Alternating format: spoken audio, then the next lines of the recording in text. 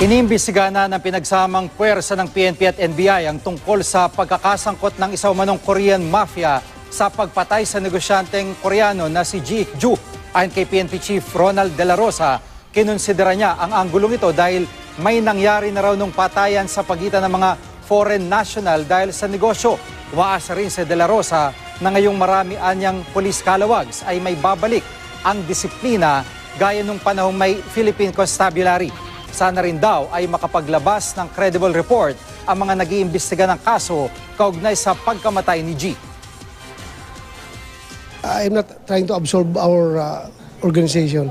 We are not trying to evade the flux that befall upon us. It's up to the President.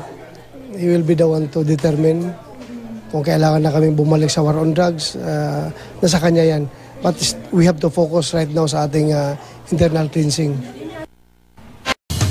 Malawak na sabwatan, ganyan inilarawan ni PNP Chief Ronald Bato de la Rosa ang pagpatay sa Korean businessman na si Ji Ik-ju.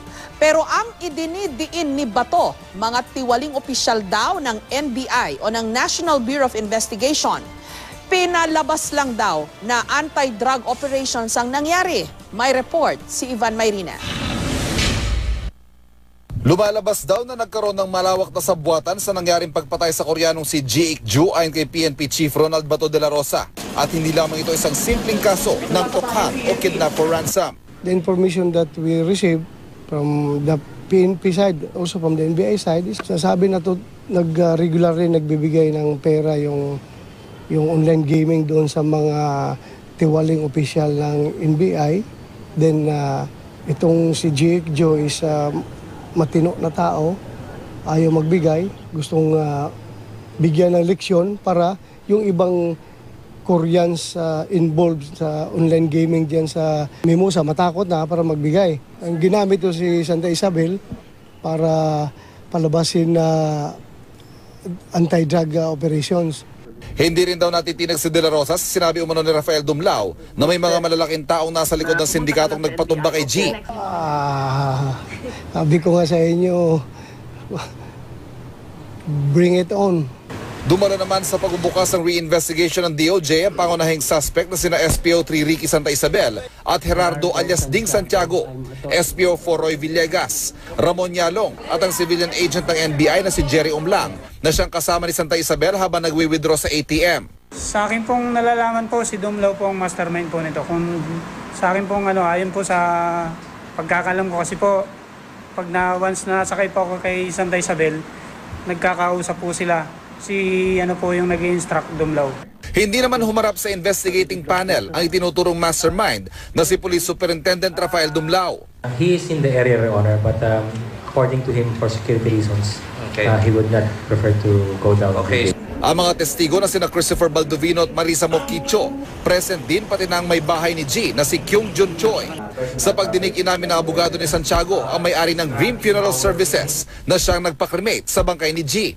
Inimbam nila, nilinis nila yung bangkay. So yung last part ng service is yung cremation. So admitted lahat yun. But that is only insofar as his business is concerned. Wala siyang ina-admit na alam niya na Koreano yun. In fact, hindi po niya alam. Ang alam niya, yung po ay galing, yung cadaver na yon ay galing sa operasyon nila Santa Isabel sa Oplan Tokhang. Hindi po niya alam na yun po ay from a kidnap for ransom case. Isinumite na rin ni Santiago ang cellphone niya kung saan daw siya tinawagan ni Santa Isabel. Binigyan ng korte ng 5 araw ang PNP Anti-Kidnapping Group at ang NBI na magsumite ng lahat ng ihahaing reklamo kahit nagsimula ng preliminary reinvestigation. Ang 7 Angeles City Police naman na sangkot sa iba pang kaso ng kidnapping umano ng mga Koreano, inilipat na sa Camp Crame mula sa Angeles City PNP. Ivan Mayrina, GMA News. Inamin ng dating pulis at may-ari ng Dream Funeral Homes na si Gerardo Santiago na tinawagan siya ni SPO3 Ricky Santa Isabel para ipakremate ang labi ng dinukot at pinatay na negosyanteng si Ji Ik-ju. Ito ang isa sa mga lumabas sa preliminary investigation sa Department of Justice kanina. Ayon sa abogado ni Santiago na si Attorney Restituto Mendoza, ito ang nilalaman ng isinumiting affidavit ni Santiago sa NBI. Sa naturang affidavit din ni Santiago, nakasaad na sinabi sa kanya ni Santa Isabel na biktima ng Oplan Tokhang ang Korean national. Hanggang dito lamang umano ang partisipasyon ni Santiago dahil bahagi raw talaga ng kanyang negosyo ang pag-cremate sa mga labi. Hindi rin daw niya tinanggap ang golf set ni G dahil hindi naman siya marunong maglaro ng golf. Matatandaan ng inspeksyonin ng mga pulis ang punerarya ni Santiago, tumambad ang golf set ng Koreano. Samantala, i-turn over na sa mga otoridad ang telepono na ginamit umano ni Santiago para kausapin si Santa Isabel. Mariin namang itinanggi ng dating informante ng NBI na si Jerry Omlang na may mga tauhan ng National Bureau of Investigation na sangkot sa pagdukot kay G. Siya umano ang nakitang kasama ni Santa Isabel sa CCTV kung saan nakunan siyang nagwi-withdraw sa umunoy ATM card ng Koreano. Ayon po kay Omlang, nagkataon lang daw na magkaibigan sila ni SPO3, Ricky Santa Isabel, kaya't napasama siya sa krimen. Tingin din niya, ang team leader ni Santa Isabel na si Superintendent Rafael Dumlao ang mastermind sa pagdukot dahil si Dumlao umano ang nag-utos kay Santa Isabel. Hindi naman dumalo si Superintendent Dumlao sa preliminary investigation para umano sa kanyang kaligtasan. Sabwatan sa pagitan ng ilang tiwaling pulis at mga tauhan ng NBI. Yan ayon kay PNP Chief Director General Ronald De La Rosa ang lumalabas na nangyari sa pangingid na pagpatay sa Koreanong si G.Ik Ju.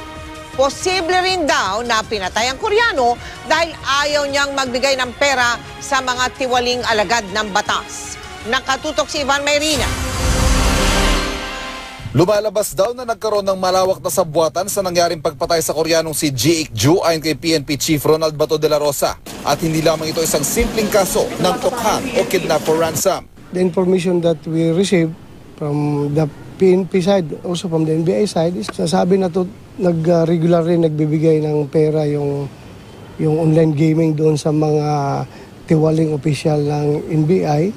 Then itong si G.Ik Ju is matino na tao, ayaw magbigay, gustong bigyan ng leksyon para yung ibang Koreans involved sa online gaming dyan sa Mimosa, matakot na para magbigay. Ang ginamit to si Santa Isabel para palabasin na anti-drug operations. Hindi rin daw natitinag si De La Rosa sa sinabi umano ni Rafael Dumlao na may mga malalaking taong nasa likod ng sindikatong nagpatumba kay G. Sabi ko nga sa inyo, bring it on.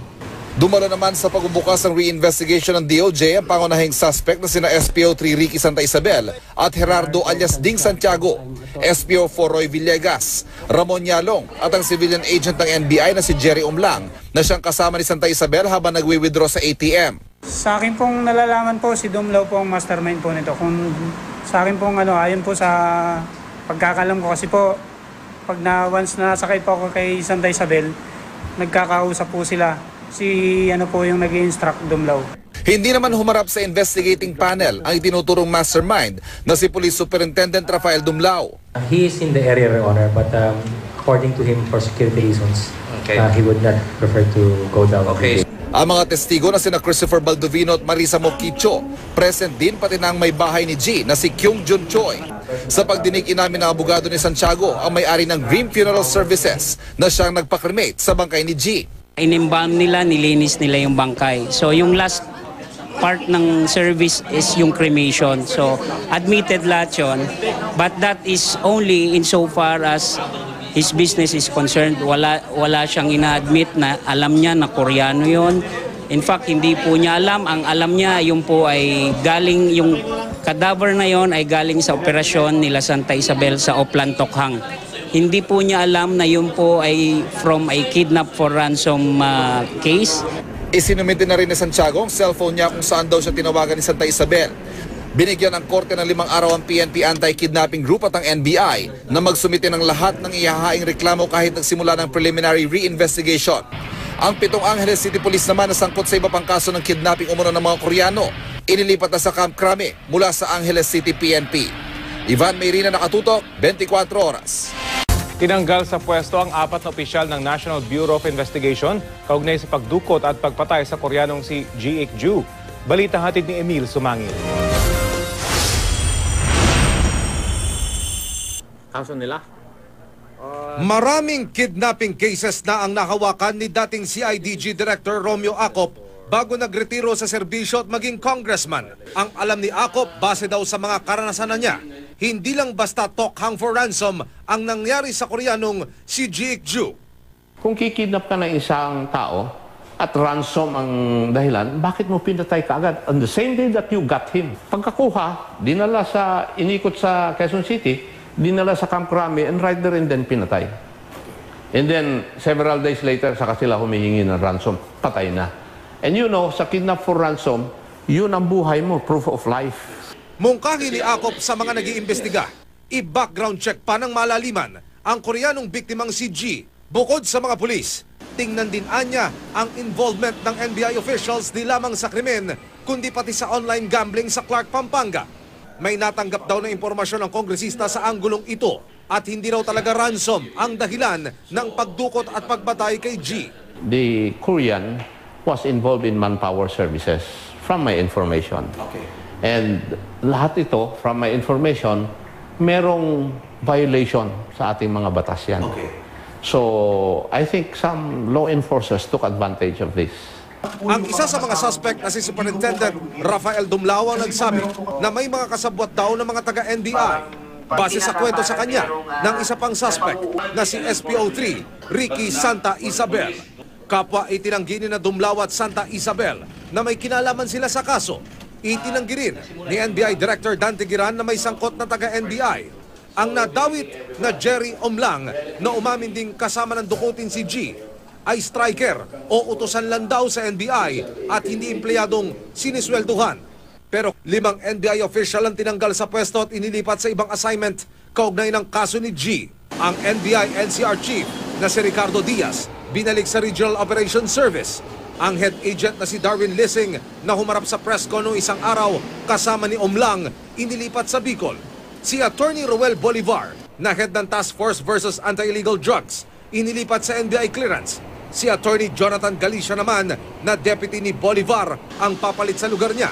Si Attorney Jose Yap tinanggal bilang Deputy Director for Investigative Services. Pero ayon sa hepe ng anti-kidnapping group, marami pa raw sangkot. Base sa sinabi sa kanya ni Rafael Dumlao.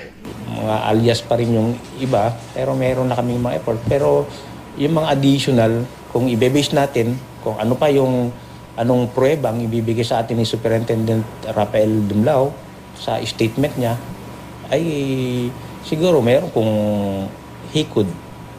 Dahil sa pangyaring ito, naghain ng resolusyon sa Kamara si Acop para mag-imbestiga kung may breakdown of discipline sa PNP organization at para masiyasat ang recruitment at training sa PNP. Emil Sumangil, GMA News. Nilipat ang assignment ng 4 na opisyal ng NBI dahil sa pagkakasangkot sa pagpatay kay Ji Ik-ju. Pero sabi ng isang dating PNP official, posibleng di ito simpleng kidnap for ransom. Saksi si Emil Sumangil. Kidnap for ransom ang kwento. Ang Koreanong si Ji Ik-ju dinampot, pinatay at ginamit para makakuha ng ransom. Pero may ibang hinala si Congressman Romeo Acop na maraming hinawakang kidnapping cases noong CIDG Director pa. Kung kikidnap ka ng isang tao at ransom ang dahilan, bakit mo pinatay ka agad on the same day that you got him? Kaya mungkahi niya, i-background check pa si G at tignan kung may kinalaman din ang mga sangkot na NBI officials sa online gambling sa Clark, Pampanga. Base kasi sa natanggap daw niyang impormasyon. The Korean was involved in manpower services from my information. Okay. And lahat ito, from my information, merong violation sa ating mga batas yan. Okay. So, I think some law enforcers took advantage of this. Nagkataon namang may binulgarang suspect na si Superintendent Rafael Dumlao nang kausapin siya ng direktor ng PNP Anti-Kidnapping Group. Mga alias pa rin yung iba, pero meron na kaming mga effort. Pero yung mga additional, kung i-base natin, kung ano pa yung anong pruebang ibibigay sa atin ni Superintendent Rafael Dumlao sa statement niya. Itinuro si Rafael Dumlao na siyang nasa likod ng kidnapping at pagpatay ni SPO3, Ricky Santa Isabel. Si Santa Isabel naman ay itinuro ng isa sa mga pulis na nag-surveillance kay G.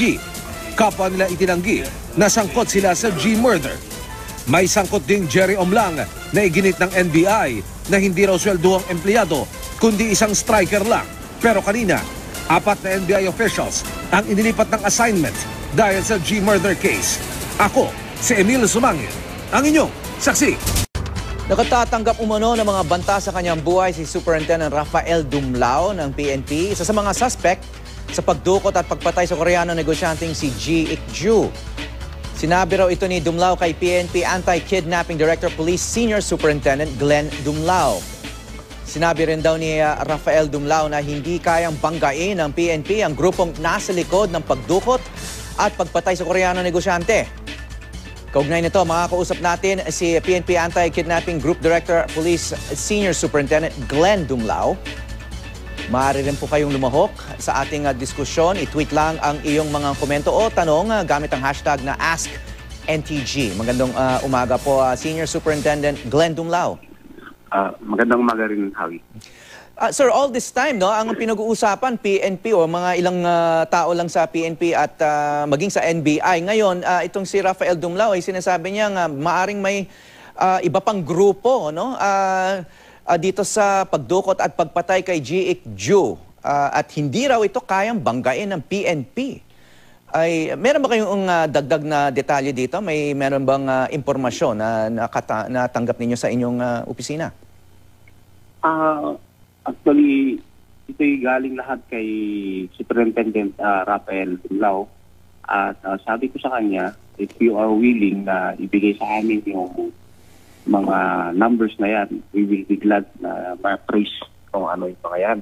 Kasi, yun nga, up to now, tinetreat siya, and then, kami naman binibigyan namin ng importansya ng kahit anong impormasyon sa ikalulutas ng kaso na ito, at including yung sinasabi rin ni Atty. Rafael Dumlao.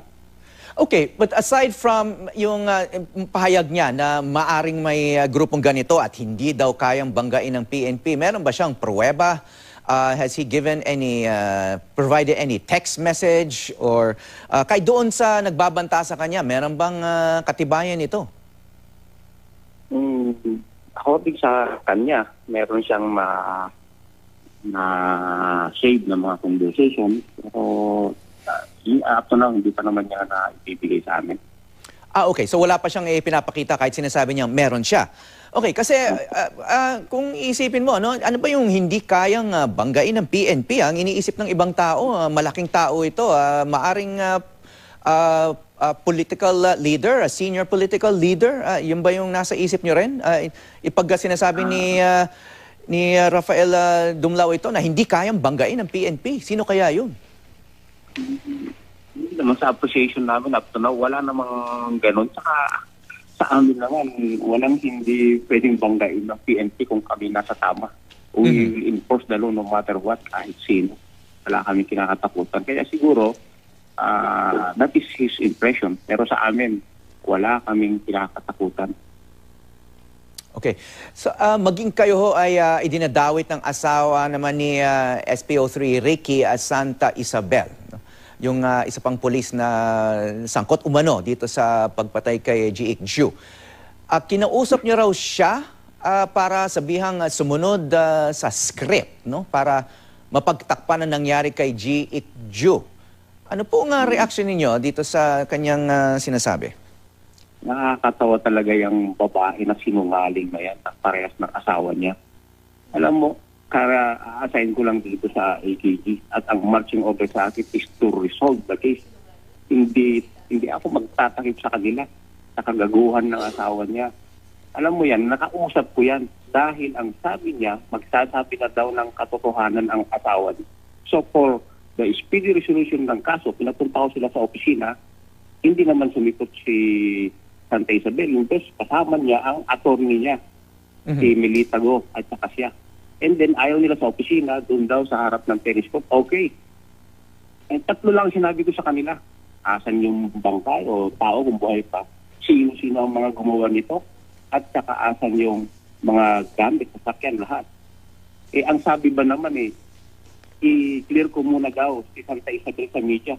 Nako, sabi ko, wala tayong usapan na ganyan. At all along, alam ko, nagtitip itong si asawa ng Santa Isabel na isang sinungaling na wicked, na tissue. Nagtitip yan para i-splice ako. Pero I don't care.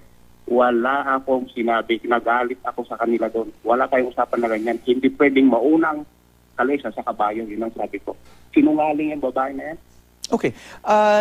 Okay, sir, pero meron namang mga nagsasabi na ganito kalaking krimen, ano? Na naganap pa sa loob daw ng Camp Crame ay hindi naman kayang gawin ng mga mabababang police officer lang. Kaya yung iba ay naniniwala talaga na may senior police officials talagang involved dito. Wala. Kung sa napagtagpi na namin yung totoong nangyari, itong si Santa Isabel talaga ang parang main player dito sa ground. Siya ang pumatay, lahat-lahat. Kaya ganyang kakanyang, matagal na niyang ginagawa yan. At ito si Santa Isabel ay matagal na rin may mga kasama sa iba, magkasama sa labas. At ginagamit lang niya ang mga pulis, na units ng pulis sa mga kagaguhan niya. Okay, sir. So, sinasabi niyo, itong si SPO3 Ricky Santa Isabel, matagal na niyang ginagawa ito. How was he able to get away with it all this time, no? Kung matagal na niyang ginagawa itong kidnapping at yung maging pagpatay niya sa mga kidnap victims, no? How was he able to get away with it na napakatagal na habang nagsiservisyo siya sa loob ng PNP? Yeah, magaling mag-cover up yan. Nakita niyo naman, bago gagalaw yan, is gagawa pa ng mga alibay na kapakapaniwala. At ito, usually ginagawa niya itong mga operasyon niya na ito, covered siya ng mga ibang units. Ginagamit niya talaga. Magaling. So, di ba yung problems na talaga na tama na yung kawalang yan niya. Okay, ito namang itong modus na tokhang for ransom, no? Meron na ba kayong kutob o impormasyon na nagaganap ito bago pa man lumapit yung asawa ni Jik Ik-ju kay PNP Chief Bato de la Rosa? Did you know that this was going on? Actually, maraming nahuhuli ng magaganyan noon pa na kahit wala pa naman nung tokhang, nung wala pa yung last administration at saka yung mga past administration, ginagawa na yan. Marami nang gumagawa na mga undisciplinadong mga pulis na ganyan. At hindi lang naman ngayon. So noon, marami na rin nakakasuhan dyan at marami na nahuhuli sa mga ganyan na mga fake na warrant, mga fake na search warrant. Nagkaroon kasi kami ng guest na nung isang araw, itong head ng Movement for Restoration and Order na dating kidnap victim din, si Kakwen Chua. Ang sinabi niya just in the last several months, sa ilalim ng administrasyong Duterte, may at least 11 Chinese nationals daw na natokhang for ransom. Are you aware of any of these cases of Chinese nationals na naging biktima ng tokhang for ransom? Ang on record namin is tatlo lang. Tatlo, yeah. At yung isa ang napailan rin namin ng kaso. So all others hindi kasi nag-report na dahil siguro takot na rin sila sa pulis. Kaya at yung iba kasi yung natotokhang na naging biktima ay may illegal din activity. So parang takot din sila na magfile ng formal complaint. Okay nga, ito nga sinasabi ni Kakwen Chua, yung itong Chinoy, itong member ng Chinoy community sa Maynila, marami daw biktimang natatakot talaga mag-report sa police, kaya kausap na lang nila yung mga kidnapper. Do you think there is reason for people like them to be afraid, not to trust the police at this time? Do you think there's reason for them not to report or not to trust the police pag na-kidnap sila? Well, unang-una kasi yung biktima sa kanila, police. So, nagkakaroon sila ng phobia. And second, yung iba ay may mga illegal din. So, hindi sila pwedeng lumantad na basta-basta na gano'n. Kasi itong mga rough policeman na ito, imbes na gawing accomplishment kasi ginagawa nilang pera. Maganda sana ang target, okay, positive, kaya lang ginagawa nilang pera. So, both ways, na yung ibang biktima may illegal, nahulian, ginagawang pera ng mga enterprising na mga pulis na ito. Okay, itong si G.I.C. Ju, no? Ang dami ng lumabas na detalye. Pero we can say that isa siyang naging biktima or isa siya doon sa sinasabi ng marami na may 7,000 dead na raw or killed dito sa drug war.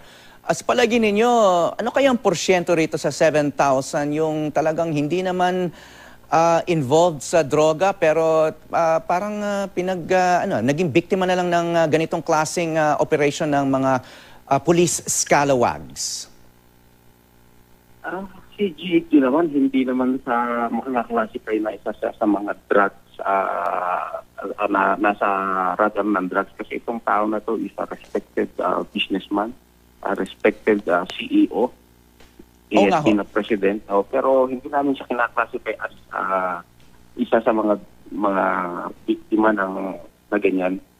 Yes, but he was abducted from his home on the pretense nga na involved nga siya, no? So ang dami nga nagsasabi na maaring yun din ang nangyari sa iba na kunyari may hinahanap na droga o may allegation na involved sa droga pero iba pala yung intensyon ng mga nag-raid doon sa mga tahanan nila. Kaya ganun na nga, yung ginagawa nilang cover, yung search warrant, yung warrant of arrest ng mga drug suspect na hindi naman sila. So, in this case, Albert Chua ang ginagamit. Hindi naman siya si Albert Chua. Kasi sinabi na nga ni Pangulong Duterte, maaring 40% daw ng PNP ay meron daw masamang intensyon or yung sinasabi niya, corrupt to the core, no? Would you share that assessment of the PNP at this point? Kaya totoo. Kaya yung task ng aming Chief PNP napakabigat dahil ginatnan niya itong problema nito. Naging laganap na itong problema. Ito talagang hindi talaga natutukan. So, ganun parang nagpugat. Kaya, yan ngayon yung binabalikat ng aming chief na napakabigat na problema. So, anyway, may internal cleansing kami ngayon. So, talagang tututukan niya ito. Okay, naniniwala naman po ang congressman at dating CIDG director na si Romeo Acop na posibleng hindi lang ransom ang motibo sa krimen. Dapat daw i-background check din si G.I.C. Ju at alamin kung dawit ang mga sangkot na NBI officials sa online gambling racket sa Pampanga. May tumitingin ba rito sa anggulong ito? Matagal na naming pinuntahan yung mga possible motives na yan ever since the first day of our investigation. And we are building up on those motives. At isa yan yung pinakamalakas ngayon na motibo. Okay. Sa ibang usapin naman, sir, ano ho ang inyong reaksyon sa pagsuko ni Cesar Mancao, dating police din, na dati nang nagdawit sa inyo ni Senador Ping Lacson sa pagpatay kay Bobby Dacer at Emmanuel Corbito? Good for him and wish him luck kasi it's time na he should face the music. Okay, maraming salamat sa inyong panahon na PNP Anti-Kidnapping Group Director, Police Senior Superintendent Glenn Dumlao.